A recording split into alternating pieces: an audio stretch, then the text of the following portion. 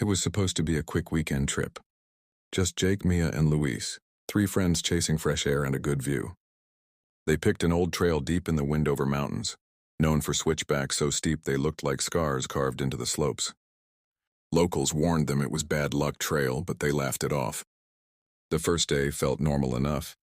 Crisp air, damp earth, and the creak of pine branches overhead. But as night fell and fog rolled in, something shifted. Their campsite felt watched. Branches cracked beyond the ring of firelight. Jake swore he saw something move between the trees, tall, thin, almost human. But when he pointed it out, Mia and Luis saw nothing. The second day, they pushed higher up the switchbacks. The fog never lifted, and soon the trail itself seemed to change. Familiar turns vanished, replaced by new ones twisting in ways they didn't remember. Luis checked the GPS dead battery. Mia's compass spun uselessly in her hand.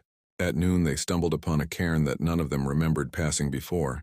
A stack of stones topped with something like an animal skull, bleached and cracked. Beneath it lay a tiny pile of children's toys, wooden blocks, a plastic soldier, a doll's arm. Who would bring this here, Mia whispered. Jake felt something then, a sudden crushing certainty that if they turned back they'd see it standing on the path behind them. Watching, waiting. They kept moving upward, legs burning, lungs aching.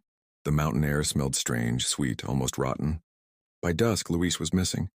They had only stopped to rest a few minutes, but when they turned to speak to him, he was gone. Not a sound, not a footprint, as if the fog had swallowed him whole.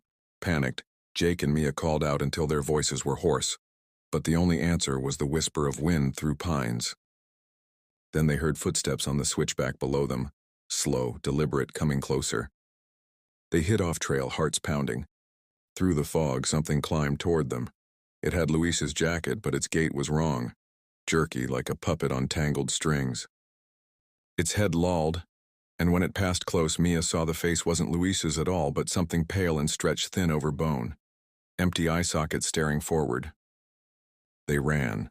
Night fell, and the mountain grew alive with distant whispers, words they couldn't quite make out, spoken in voices that sounded almost familiar.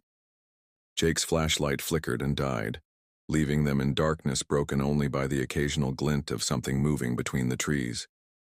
Eventually, exhausted and trembling, they collapsed by another cairn. Mia sobbed quietly, rocking back and forth. Jake, gripping a fallen branch like a club, kept his eyes fixed on the mist. In the morning, only Jake made it down the mountain. When rescuers found him wandering near the trailhead, he was barefoot and covered in scratches. His story didn't make sense. He spoke of the Watchers and how the mountain never lets them leave together. Mia and Luis were never found.